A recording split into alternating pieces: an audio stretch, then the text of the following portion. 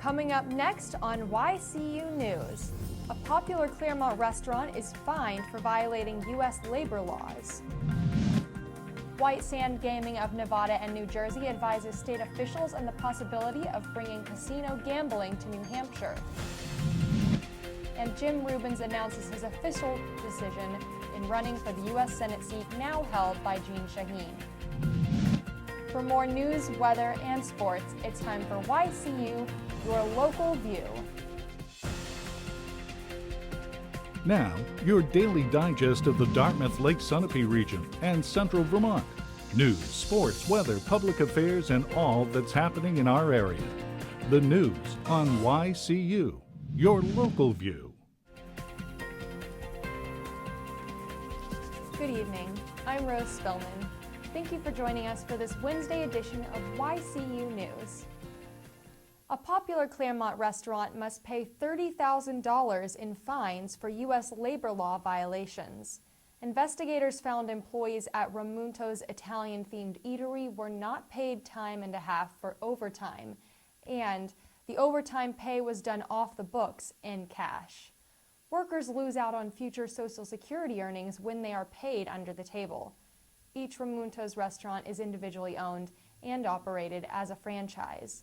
The investigation that led to the Labor Department's ruling on Tuesday affects only the Claremont eatery on Broad Street. A manager at that location on Tuesday did not want to comment on the ruling. A larger gasoline station and convenience store will become part of Charlestown's Main Street. The Planning Board unanimously approved the application by Champlain Oil to expand its Jiffy Mart gas station and shop. About 45 residents filled the audience at the Tuesday night meeting. Most spoke against the proposal.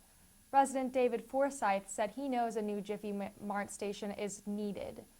Forsyth said he fears traffic tie-ups and clogged roads will result in a bigger location. A sticking point in the plan centers around a colonial-era house.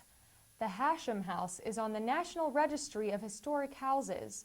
The white wooden house on Main Street needs renovations and regular use to survive, as with any older home. Local builder and history fan Wayne McCutcheon will dismantle the Hashem House.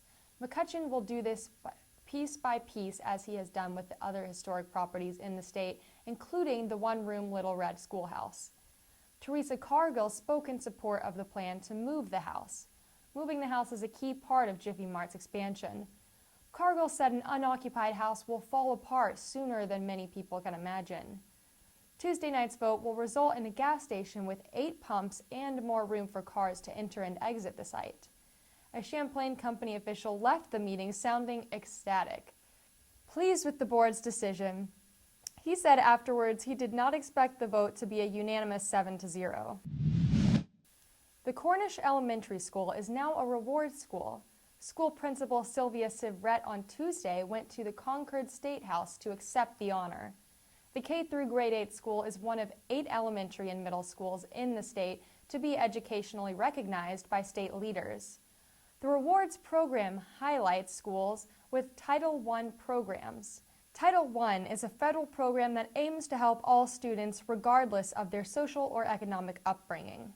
Title I schools aim to improve students' reading and math skills through excellent teaching. The Cornish School District's work resulted in youngsters' test scores improving for 3 years in a row. 2 out-of-state agencies will oversee how New Hampshire officials could regulate casino gambling if gambling comes to the state. White Sand Gaming of Nevada and New Jersey will advise the New Hampshire Gaming Regulatory Oversight Authority. The state panel will work with White Sand officials to craft how casino gambling in New Hampshire would be done. That's if casino gambling in the state becomes a reality. The New Hampshire House defeated last spring a proposal to build a casino parlor in southeastern New Hampshire, near the Massachusetts border, and Interstate 93. Interest in the money and tax revenue that a casino could bring to New Hampshire has not vanished. Governor Maggie Hassan has asked a state panel to study the issue. A report is due to the state leaders on December 15th. A casino proposal could again come up for a vote in the 2014 legislative session. State Representative Richard Ames chairs the New Hampshire Gaming Authority panel. Ames says the White Sand Consultants' experience will allow New Hampshire state government leaders to follow a study process committed to integrity, quality, and transparency. Former State Senator Jim Rubens has made it official. He is running for the U.S. Senate seat now held by former New Hampshire Governor Jeanne Shaheen. Rubens announced his intent to run this morning in Concord. Rubens says the high cost of healthcare is choking the nation's economic growth. Rubens says the Affordable Care Act, also called Obamacare, will cost too much. Reducing debt and adding jobs is key, he says. Lowering the corporate or business tax will boost job creation. Rubens does not favor cutting off Social Security. He says minor changes to the retirement plan could reduce the program's costs. Now we have the YCU weather forecast for the Connecticut River Valley and Lake Sunapee region. This evening, we will have temperatures in the mid to upper 40s.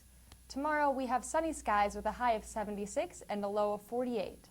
Friday will be slightly warmer with temperatures up to 77 and lows in the 50s. Saturday, we have a high of 72 and low of 58 degrees. Sunday, there will be a few showers to cool temperatures down to around 65 degrees. So get out and enjoy the weekend before the rain. Stop by the Harvest Moon Festival at Mount Kearsarge Indian Museum in Warner, New Hampshire from 10 to 4 p.m. this Saturday. I'm Rose Spillman for YCU, your local view. Good night.